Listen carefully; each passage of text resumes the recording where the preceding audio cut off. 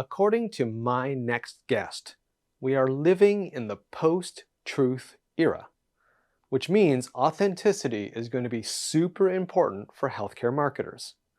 If you aren't seen as authentic, you won't earn the trust of your audience, and without that, you might as well just close up shop. Joining me today is Brandon Edwards, CEO of Unlock Health. He has just dropped his new book, Authentic Healthcare Marketing, and I wanted to find out more. You're going to love his suggestion that we need to put aside our marketing egos in order to be effective. Let's get to it. Swaay.Health. Brandon, welcome to the program.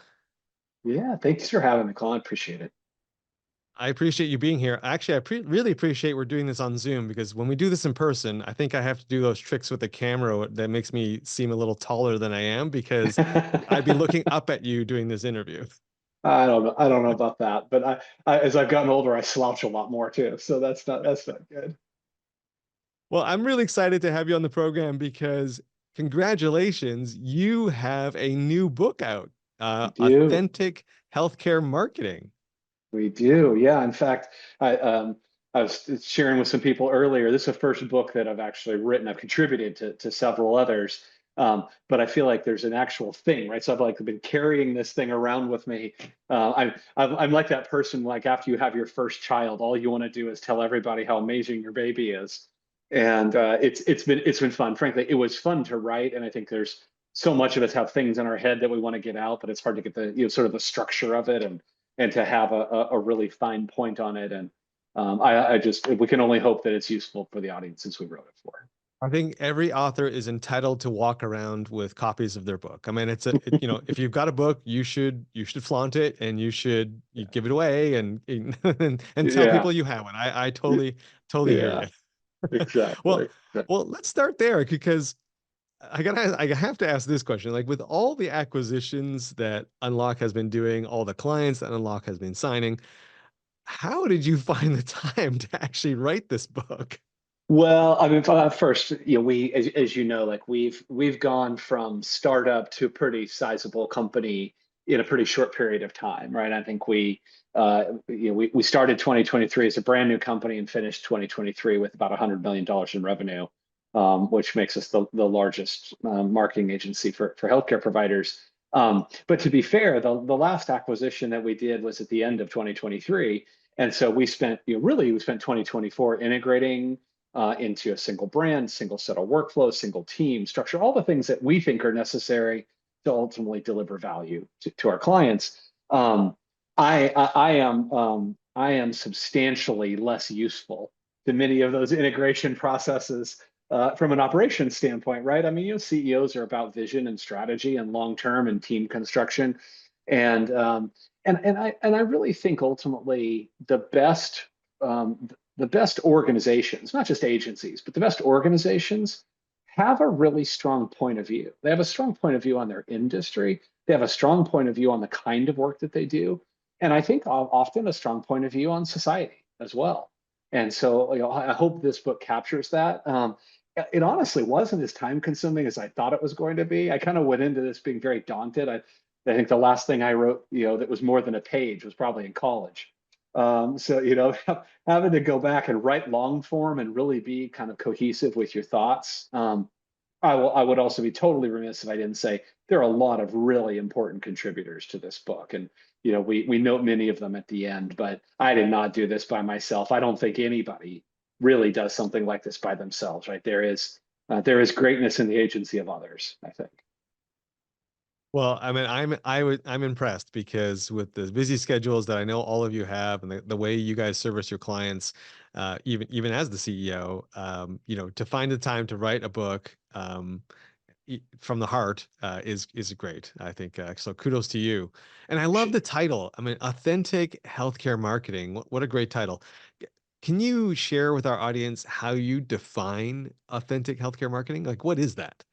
Yeah, so it's an interesting point because I think we all have this sort of preconceived notion of what authentic is, right? Like there's this sense of like, yeah, like you sort of know it when you see it, right? Like there's a famous line from 30 years ago about the Supreme Court defined pornography as you know it when you see it. And I think authenticity in some ways is very similar to that, right? Like you kind of know it when you see it, but we have defined it for purposes of the book.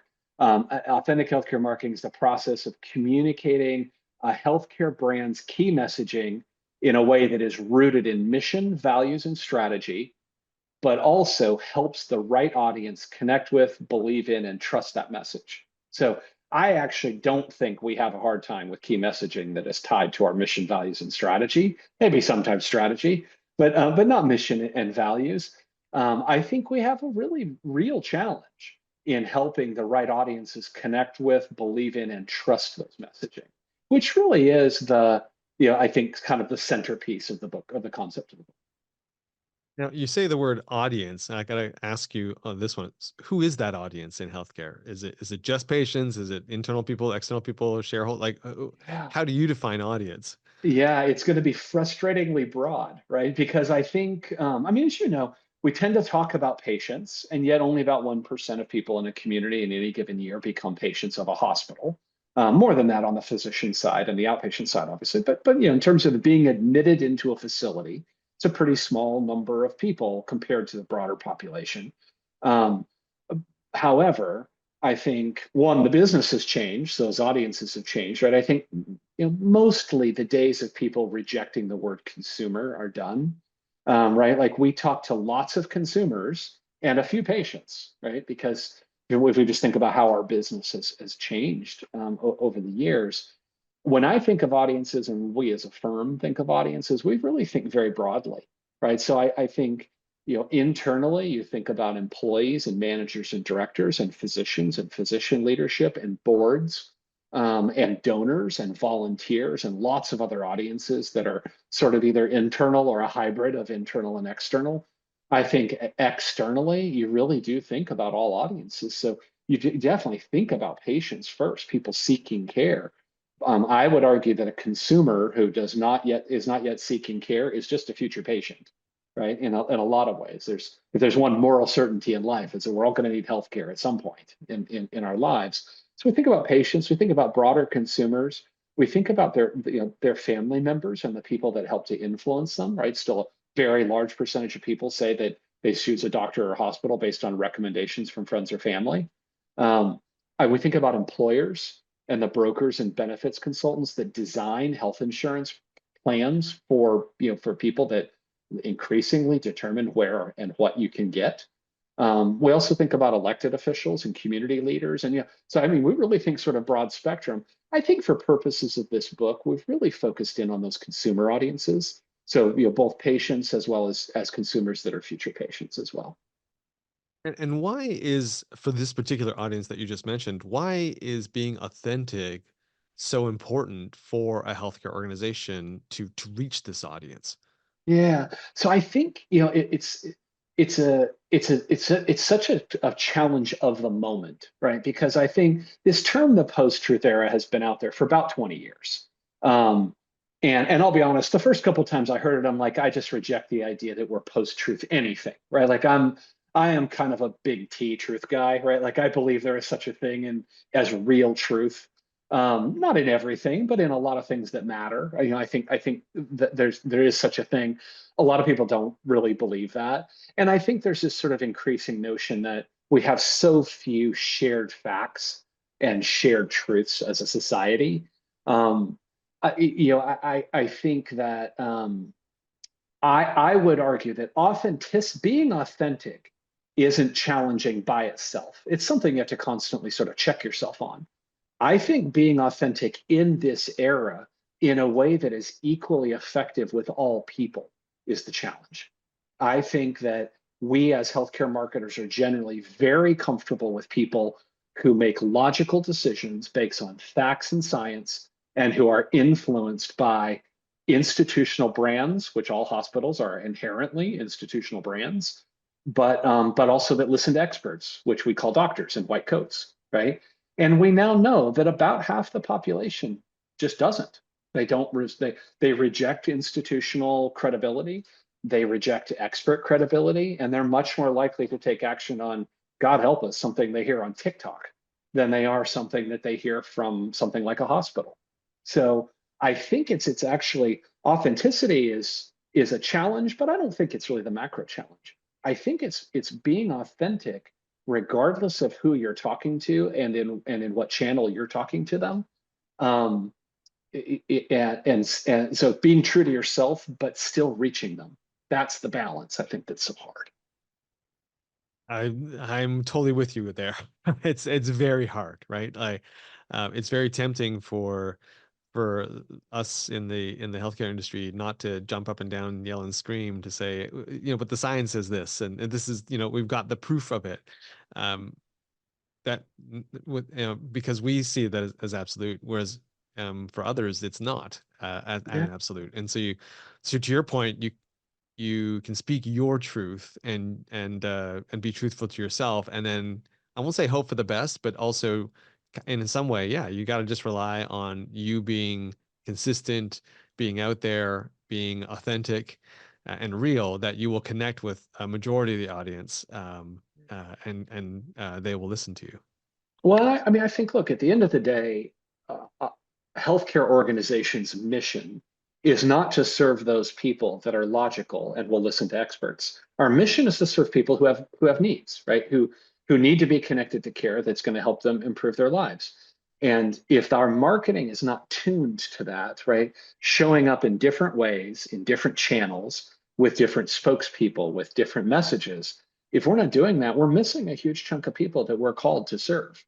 And look, if you're not a mission driven person and you're a mercenary person, the same is true for business, as it turns out, right? Like you want to have more customers, not fewer customers.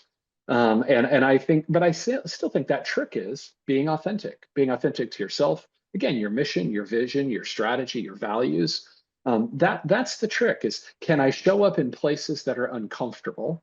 Can I show up in places that people are saying and doing things I don't agree with, and still be myself, but find a way to be authentic and effective in that? So, Brandon, let me ask, can you give us an example of authentic marketing, or maybe from your clients or just ones you've seen? Um, I think if we're being honest, I think there's probably a lot better examples of authentic marketing outside of healthcare. Well, that's not fair. Let me say this differently. I think there's a ton of really authentic marketing in healthcare. I'm not sure it's as possible to point to as many examples of authentic healthcare marketing in that post-truth segmentation we talked about, right? So, I mean, I think if you looked at really authentic marketing, I think I mean, I was just this weekend watching some Ascension advertising from the Nashville market that talks about nothing shall be impossible, and the advertising is all about very obviously faith-inspired, faith-driven caregivers that are talking about how they live their faith in the context of the work they're doing with patients. That is the definition of authenticity. Is that going to be equally effective with 100% of the audience? Absolutely not. Right? Even in the Bible Belt, there is going to be a segment of the population that just rejects that. Right? So I would call that really authentic marketing, but perhaps not an example of what we're after. Right? I think the what we're after is perhaps a bit more nascent in the healthcare provider side. um, I think you can look at this. There's really interesting what you would call sort of niche or segmented marketing in the entertainment industry and sports industries are great examples of that, where you're really able to reach people in more sort of tribal environments. And I think that's probably not a bad word for what we're experiencing right now, right? Is people have become very tribal in that. I think there's a lot of great, authentic marketing and advertising that comes out of healthcare orgs. I think there is a segment of the audience that most of us are missing when we're not tuning to those people that are not as confident in or establish credibility with experts and institutions. But I agree with your point completely, because healthcare advertising, healthcare marketing is highly localized. I mean, on purpose, right? You're really just communicating to the communities that you serve. So there aren't usually national ads, or you're not going to see too many Super Bowl ads from those kinds of brands, from healthcare brands. But to your point, when I think about authentic marketing, my mind always seems to go recently to the Dove set of commercials and the Dove Right. advertising, right? Like yes, they're slick, yes, they're produced, but they feel authentic because they're showing real people in real situations. They have the comments they were making are like, wow, that's it feels authentic. You know what? Bringing That that is into it's a great example, Colin, because I think there again, like um, I mean, shampoo and hair and soap and all these different ads. Uh, there was a great movie years ago called Crazy People. I don't know if you're familiar with it. There was this sort of the concept of this advertising person who got fed up and started running campaigns that were only based in absolute truth. So I think the tagline for Volvo is they're boxy, but they're good. Right. I mean, it's like just sort of the perfect line and hilarious movie on top of it. Not very PC title anymore, but very, very funny concept.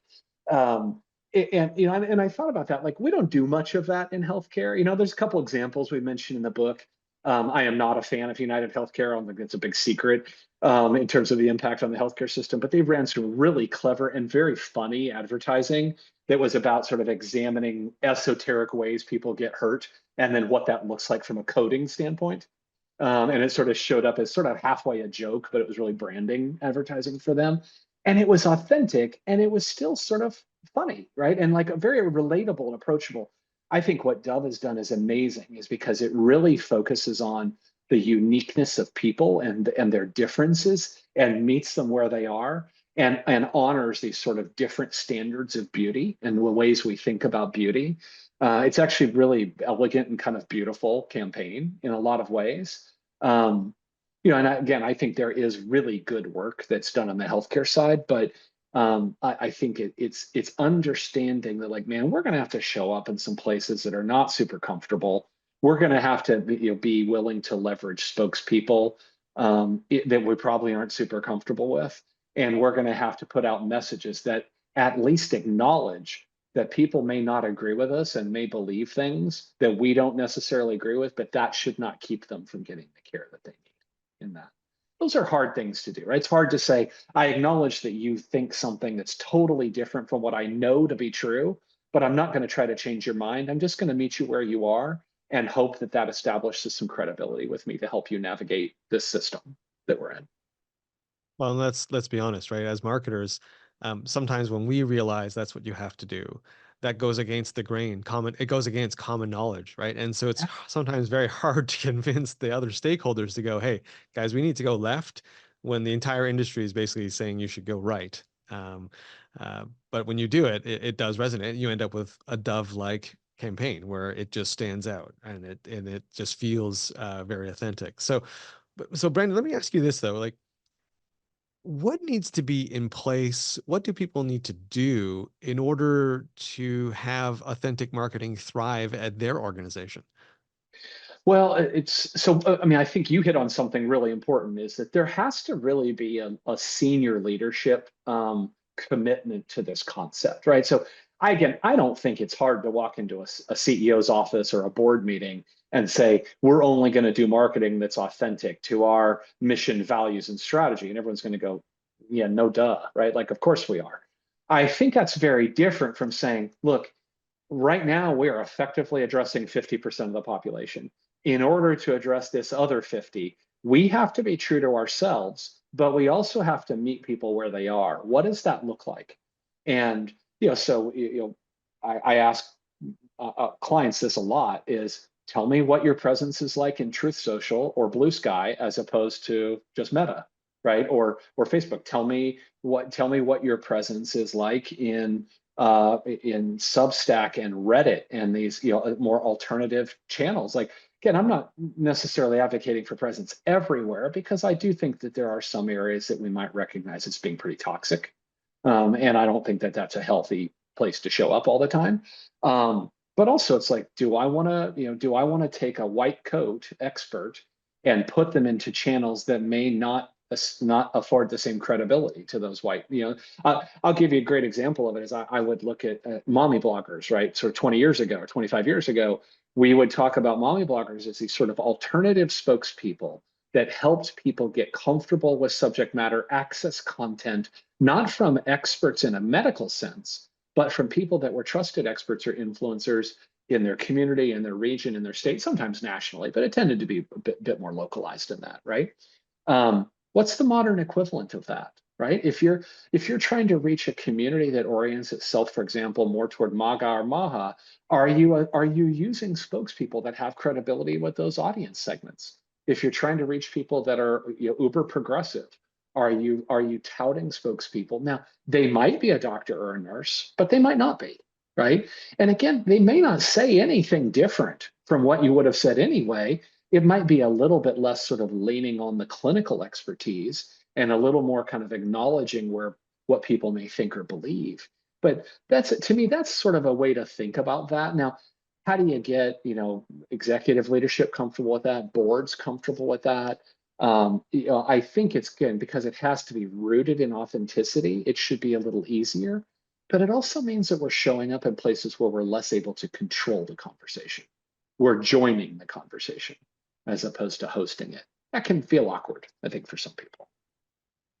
So as a leader, how do I ensure that my team is being more authentic or leaning more towards the authenticity side of things? Is there anything I can set up or do, or is there a check or balance that you could Yeah, recommend for me? yeah, it's a great question. So we actually worked with client and partners to field a national survey, first healthcare authenticity index. It's sort of measuring these quadrants of authenticity.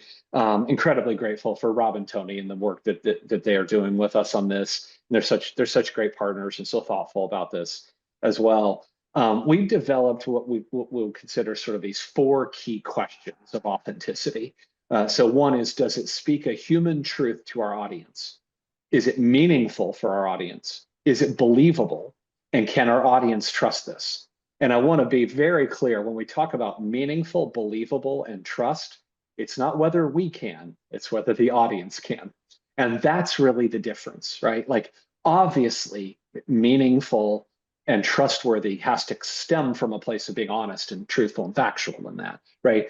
But we have to put a different lens on to see how is the audience going to actually receive this.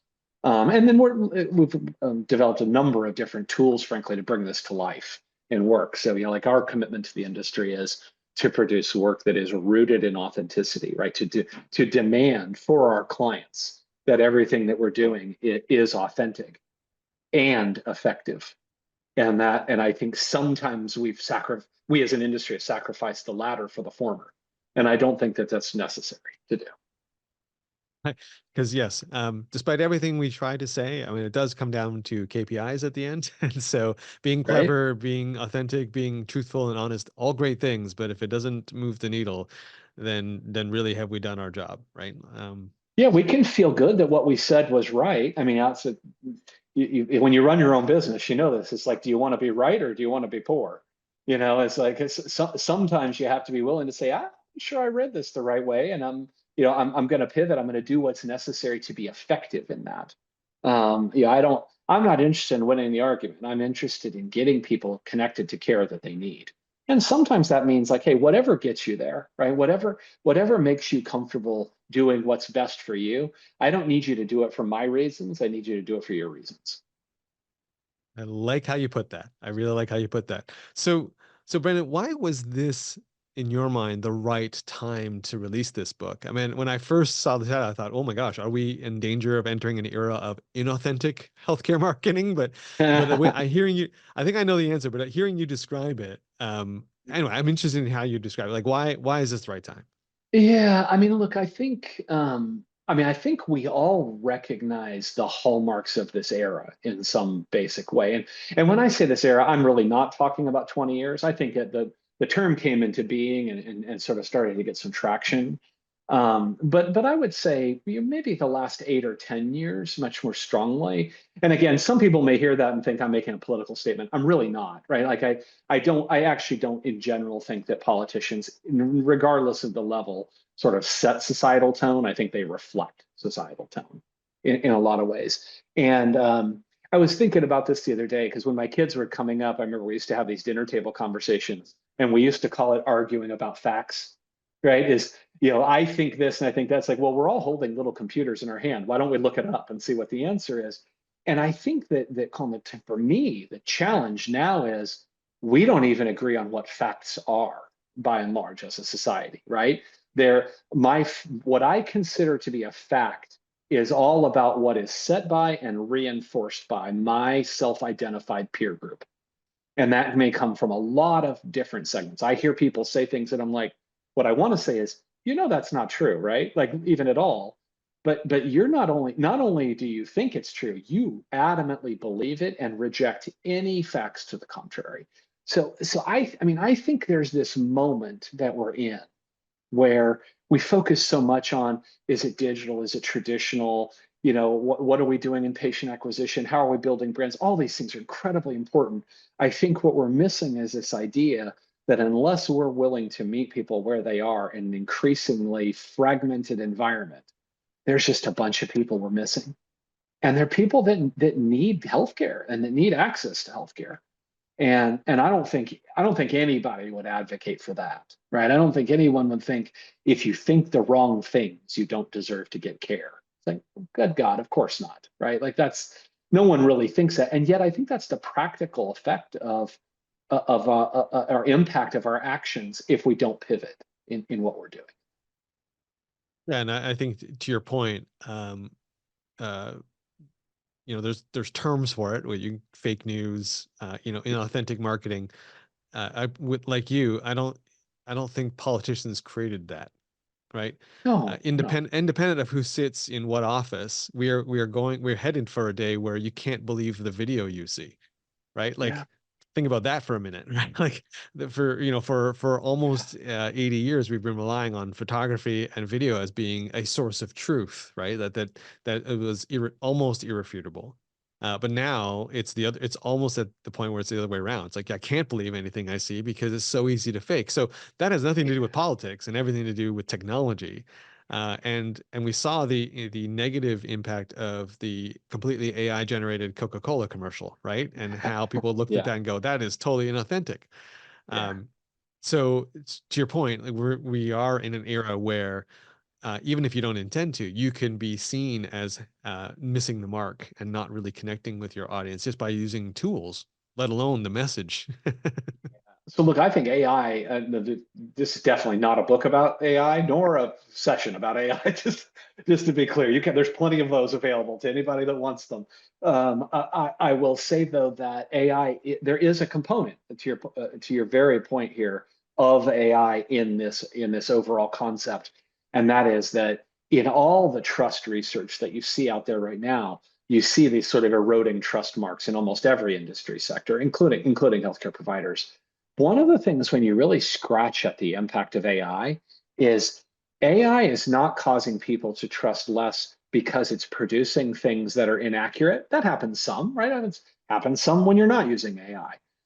AI is eroding trust even in those situations where AI isn't involved because people don't know what's real and what isn't. So if I'm disconnected from my friends and neighbors, if I only hear things that I agree with that are constantly reinforcing, right, which creates a lot of these conspiracy theories and kind of alternative facts movements, right, that I'll mention out there. I think the same thing is true for AI, and that if I can't look at an image and tell if it's real or not, then I don't know if I can trust whether any image is real or not, right? And so I'm with you. Like, I think that extends out into a number of different ways that are not unique to healthcare. But I think there's, and look, I'm not like some sociologist, but I do think there's something for us collectively to worry in this, is that we've become so afraid of hearing opinions different from our own, that I think it's really unhealthy. Like, I think part of being an adult is being able to hold two competing thoughts in your head at the same time, right? And not everybody can do that, and I understand that. But I think it's also recognizing that, like, I'm only going to get to help influence someone toward getting healthcare that they need if I'm meeting them where they are, and sometimes that's meeting them in uncomfortable places. And then, while I have you, I have to ask this question. What exciting things can we expect from Unlock Health this upcoming fall conference season? Yeah. So we will be pivoting a lot of our work off of authentic healthcare marketing, as you might imagine. And I think not the concept, I think, is now established between the book and frankly helpful things like this, right? We're sort of getting the word out. But I think really unpacking that more in in the actual execution of the work, right? So we talked about the authenticity index. We talked about different tools that we're using to help shape strategy and creative. I think I think there is an intersection, to your point on AI, of really how do you think about using AI responsibly and in a very transparent way that you get all the efficiencies and the benefits of it, but don't undermine the credibility or trust in that. So I mean, I think we're doing a lot of work in that space, as you might imagine, right? I think innovation and the use of AI, I do think the period we're moving into now, and I think it's true for a lot of healthcare organizations, is we're not thinking about how you use AI in your workflows. We're thinking about how you design workflows around AI. And that's some new thinking. So I think we'll see a fair amount of that. I do think, especially as we go into the fall, there's going to be more and more discussion around the impact of the latest budget. I have a hard time calling it big, beautiful bill without feeling a little goofy, so I'll just call it the budget. But yeah, I think the impacts of that on the healthcare system, like to me, 2026 looks a lot more like 2007 than it does 2024. Like it's and when you think about who has insurance and who doesn't and access net, and I think all of that has implications for marketing as well. So yeah, that's going to be a big focus of ours in the fall, is helping our clients and prospective clients future-proof their organizations for some pretty meaningful change. Well, I didn't hear it, but I will say it for you. Book signing as well, right? Like I'm sure your book will be at your booth wherever Oh Unlock Health gosh, is. yeah. No, thank you for saying. When I said rooted in, I should have been very explicit about that. Thank you. Yeah, we will have the book is available on Amazon as well as other platforms. It's available direct as well, and we can share some info on that. It will be available at our booths and any place that we're exhibiting or participating in the fall. There'll be signed copies. I don't know why anybody would want that, but we're happy to provide that as well. And yeah, and I think this is, hopefully, if nothing else, the book prompts people to ask questions and think a little bit differently than they did before. Well, I look forward to that because nothing like a red covered book uh, in the booth of that matches your brand colors. So very on brand of you, very marketing of you. Yeah, So I'll look yeah. forward to Thank that. you. I'll Thank look you for forward to that in noticing the that. fall. Yeah. So final question for you, Brendan. Where can people go to connect with you and to learn more about Unlock Health? Yeah. So the easiest thing would be go to our website, which is unlockhealth.com. Obviously, there's presence in LinkedIn. I'm on LinkedIn. You can just, Brandon Edwards is usually going to get you straight there, but Brandon Edwards Unlock will definitely get you there. We have I believe there's an email address, info@unlockhealthnow.com, that people can email as well. But no shortage of ways to get connected. There's a form fill on the website, all of those sorts of things. And look, we want this to be out there, right? So we've tried to be very clear with people. It's like, hey, get yourself a copy. But if you want them for your department, if you want them for a broader audience, let us know and we'll help with that. We can be very flexible in terms of things like discounting and others, because we care way more about this word getting out there than we do, maximizing every sale of every book. It's what's important is the concept. Now, based on what you just said there, Brendan, I have this vision of you showing up at someone's door, ringing the doorbell with the big box of it, and going, "Here you go." I would. Here. I would. Yeah, you lose any sense of pride very early doing this work, right? It's like you just wanted to get out there, and sometimes you have to share over and over and over, right, for it to really sink in.